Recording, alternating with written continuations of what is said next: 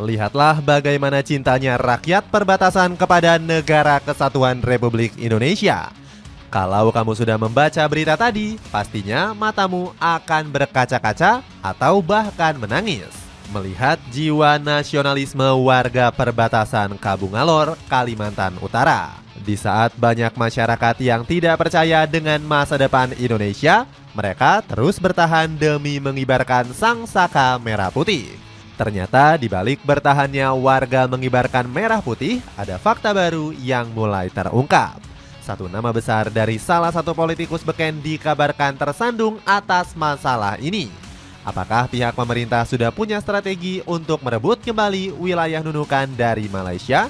Cetak Gol coba merangkum fakta-fakta baru di balik pencaplokan wilayah Nunukan oleh Malaysia sebagai berikut. Fakta-fakta baru yang mulai terungkap. Kalau kita melihat berita 5 hari yang lalu, peta perbatasan Indonesia-Malaysia mengalami perubahan. 3 desa di Kabupaten Nunukan resmi masuk ke wilayah administrasi negeri jiran. 3 desa yang masuk dalam wilayah Malaysia adalah Desa Kabungalor, Desa Lepaga, dan Desa Tetagas.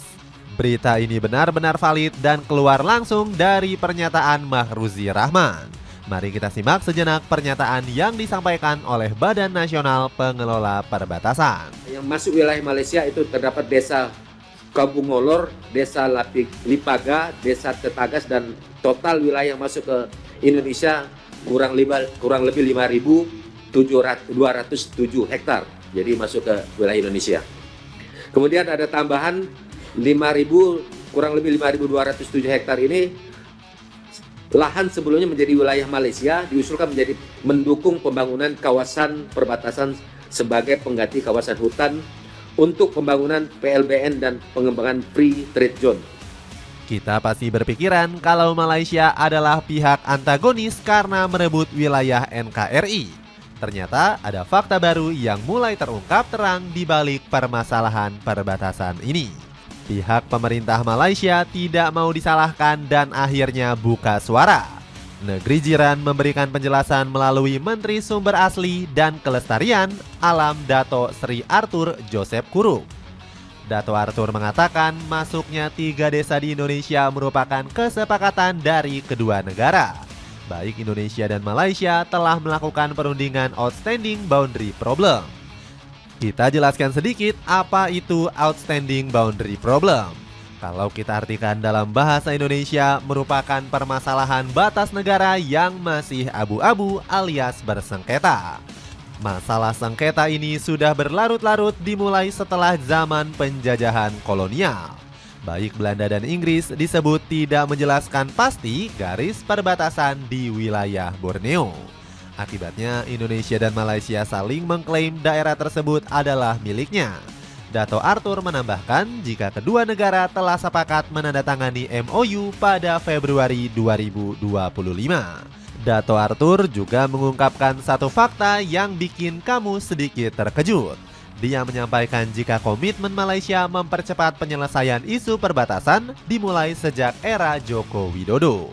Saat itu Pak Jokowi yang menjabat sebagai presiden melakukan kunjungan kerja ke Malaysia pada Juni 2023. Presiden RI ke-7 ini kemudian berinisiatif untuk melakukan perundingan. Proses perundingan tersebut juga melibatkan partisipasi aktif perwakilan pemerintah negeri Sabah sebagai bagian dari delegasi Malaysia, kata Arthur. Perundingan ini telah melalui proses teknis yang panjang melibatkan para pakar Malaysia. Salah satunya adalah Jabatan Ukur dan Pemetaan Malaysia atau yang biasa disebut GUPIM. Kalau bicara tentang Joko Widodo, tentu ada sisi positif dan negatifnya. Mantan lingkaran istana pernah mewanti-wanti jika Presiden ke-7 RI ini menjual negara demi keuntungan. Said Didu pernah mengatakan kalau situasi politik saat ini sebagai ajang perebutan kekuasaan tanpa memikirkan masa depan negara. Ini sudah masuk suasana perang perebutan kekuasaan antara oligarki versus penguasa plus rakyat, tulis Said Didu di X. Di lain sisi, warga desa yang terdampak masuk ke wilayah Malaysia akan mendapatkan uang pengganti. Hal ini disampaikan langsung oleh Wakil Menteri ATR BPN, Osi Dermawan. Di sini kita bisa lihat bahwa warga kita yang terdampak tanahnya masuk ke wilayah Malaysia. Sekarang ada 19 pemegang sertifikat, 1 orang yang dokumen lain, lalu ada 26 yang merupakan desa dan 5 orang pemegang akta di bawah tangan. Tentu semuanya akan kami ganti dengan uang. Nasionalisme rakyat perbatasan.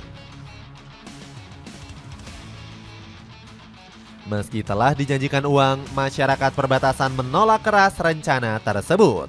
Wilayah Kabungalor lebih memilih bertahan sebagai bagian dari NKRI dan menolak menjadi warga Malaysia. Hal ini disampaikan langsung oleh Kepala Desa Kabungalor yakni Buing. Dia mengatakan bahwa masyarakat desa cinta NKRI dan enggan desanya masuk ke wilayah Malaysia. Padahal kalau dipikir-pikir, warga desa tersebut seharusnya senang. Sebab pastinya wilayah perbatasan akan diperhatikan dan tidak diabaikan oleh pihak pemerintah Malaysia. Bayangkan desa Kabungalor sendiri masih sangat terisolir dan jauh dari infrastruktur memadai. Mereka bahkan masih menggunakan jalur sungai untuk akses berpindah ke satu wilayah. Itu pun perjalanan harus ditempuh memakan waktu kurang lebih 6 jam. Belum lagi masyarakat Kabungalor juga harus membeli bahan bakar minyak dengan harga selangit. Kalau dari desa ke kecamatan itu sekitar 6 jam lewat sungai. Longboat tidak bisa lewat, hanya perahu ketinting dan biaya charter bisa sampai 8 juta rupiah. Kata Buing selaku kepala desa. Bandingkan saja dengan kehidupan rakyat perbatasan Malaysia yang jauh lebih diperhatikan. Kita harus mengakui akses darat terutama jalan di negeri jiran jauh lebih bagus. Harga-harga bahan makanan maupun kebutuhan lainnya juga lebih mudah dijangkau. Secara sosial dan budaya harusnya Indonesia dan Malaysia tidak banyak mengalami perbedaan. Namun iming-iming tersebut nggak mempan untuk melunturkan nasionalisme warga desa.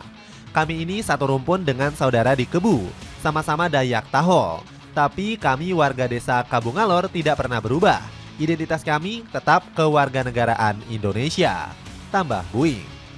Pengen hiking tapi budget kamu kurang untuk beli sepatu? Aku rekomendasiin sepatu dari brand Lido dengan harga 178 ribuan aja. Cek linknya di bawah ini. Langkah tegas yang diambil pemerintah. Nasionalisme rakyat perbatasan mengingatkan kita akan perkataan Jenderal Sudirman. Robek-robeklah badanku, potong-potonglah jasad ini, tetapi jiwaku dilindungi benteng merah putih. Sebuah quotes dari sosok pahlawan nasional yang mampu membangkitkan semangat nasionalisme. Tapi kita begitu miris karena jiwa nasionalisme warga Indonesia saat ini sudah mulai luntur.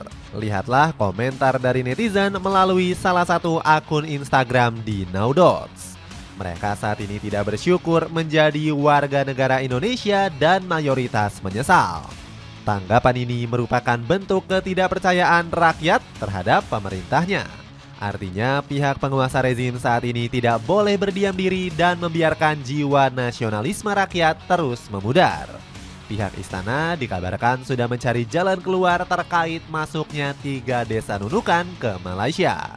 Nanti kita cari jalan keluar, kita cek di lapangan dan diskusikan, kata Prasetyo Hadi. Dengan hal ini, apakah pemerintah berani melakukan perundingan kembali dengan pihak Malaysia? Kita tidak boleh lembek karena ini bukan kasus pertama negeri jiran merebut wilayah NKRI. Sebelum kasus ini, Malaysia sudah mencari gara-gara soal merebut Laut Ambalat. Anwar Ibrahim selaku Perdana Menteri mengatakan perjanjian apapun di Ambalat harus melibatkan Malaysia. Kalau kita mengulas ke belakang, Indonesia dan Malaysia pernah terlibat peperangan yang hebat. Sejarah konfrontasi kedua negara dimulai pada tahun 1963 atas terbentuknya Federasi Malaysia. Jika terus dibiarkan, bukan gak mungkin ledakan konflik di masa depan bisa saja terjadi. Langkah awalnya adalah membicarakan baik-baik dengan pihak Malaysia melalui diplomasi. Jika cara ini tidak mempan, Indonesia bisa mengambil jalur lainnya. Untungnya Indonesia saat ini sudah mempersiapkan pertahanan negara dengan cukup kuat. Sistem pertahanan darat, udara, laut sudah banyak dimodernisasi melalui pembelian alutsista. Terbaru, Indonesia sudah membeli rudal balistik Kan buatan Turki. Rudal ini menjadi salah satu yang paling kejam di Asia Tenggara. Bagaimana tidak, jangkauannya bisa mencapai 280 km dengan daya hancur hulu ledak 470 kg. Jika boleh diadu, untuk sistem pertahanan, Indonesia jauh lebih unggul. Secara peringkat Global Firepower juga negeri Nusantara berada di peringkat 13, berbanding jauh dengan Malaysia yang berada di peringkat 42. Paket bundling dari celana running, dapatkan 4 piece dengan harga 100 ribuan aja. Cek linknya di bawah ini. Itulah ulasan fakta baru di balik pencaplokan wilayah Nunukan oleh Malaysia. Bagaimana pendapatmu? Akankah pemerintah bisa merebut kembali wilayah yang diklaim Malaysia? Coba tulis pendapatmu di kolom komentar di bawah ini.